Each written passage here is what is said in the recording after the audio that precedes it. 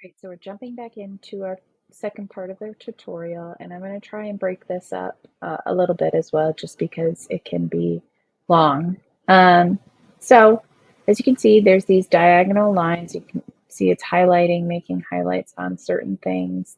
That way you kind of know that you're in your, not the real website. You can see it makes a transformer box around certain letters and stuff. You know you're on the editing side of your website. So to get around to different pages on your website, you can't just click on it like you would a typical website.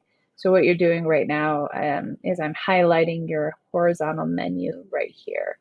And as you can see, it's highlighted in orange, and then these little buttons up here come open.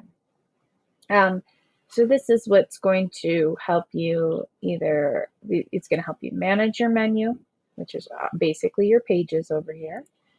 If you hit on settings, well, we don't want to do that, but you want to do your layout, if you want it to the left or the right, if you want it centered, all of these buttons. You're typically not going to change a lot of this, honestly, but I just show you that way you have the opportunity if you want to. But if you wanted to change the layout of your, the look of it, you can customize the design and all of that.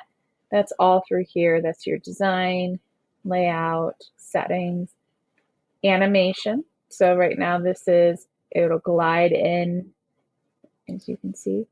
It glides in on your header. If we wanted to stretch it out, we could. And then this is a help tab. So Wix does a lot of tutorial videos itself on how to do certain things with your website. So if you're ever stuck, you can either call me, or you can attempt to do it through the help tabs or the help buttons, editor, help centers, all of that.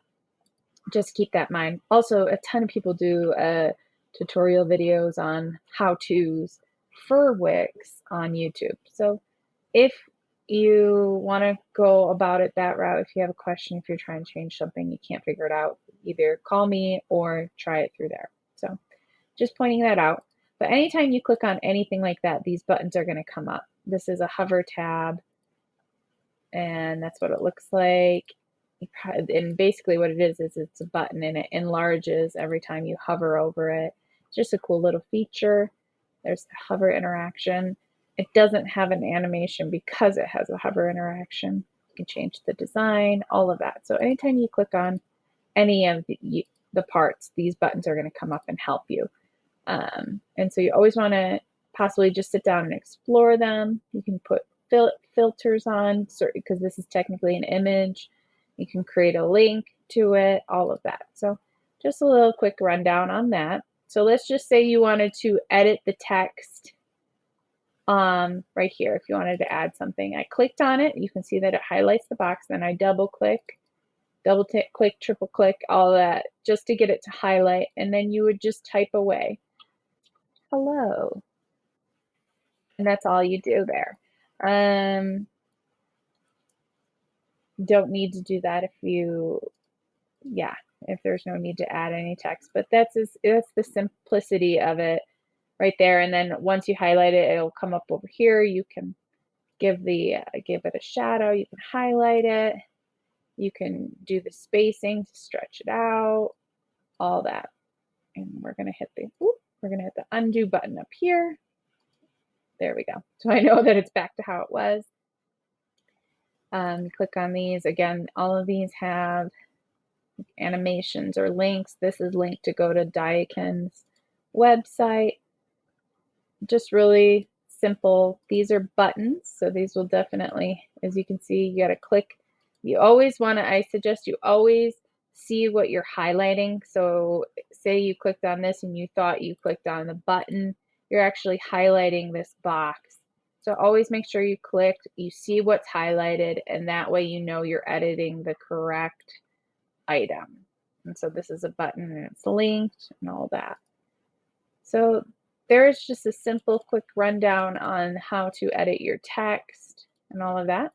So for this is actually, this is a hover strip. So the box will kind of grow, but right here, I have a slide animation. As you can see, I clicked here. You can see it's highlighted and it shows you each of your tutorials. So I'm showing you this specifically just in case you want to add more on. And how to do that, how to add more slides on, is you would click Manage Slides.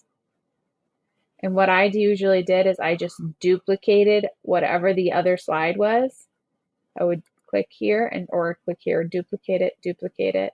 Say you wanted to delete one, you could delete it that way, or you can add a new slide. But my suggestion is that you always just duplicate it. That way it has the same fonts, same layout, same sizing and everything. So always duplicate it, and you can add more there, and then you close out of that and it's done. And once you save it and publish the website, there'll be the new tutorials and customer reviews.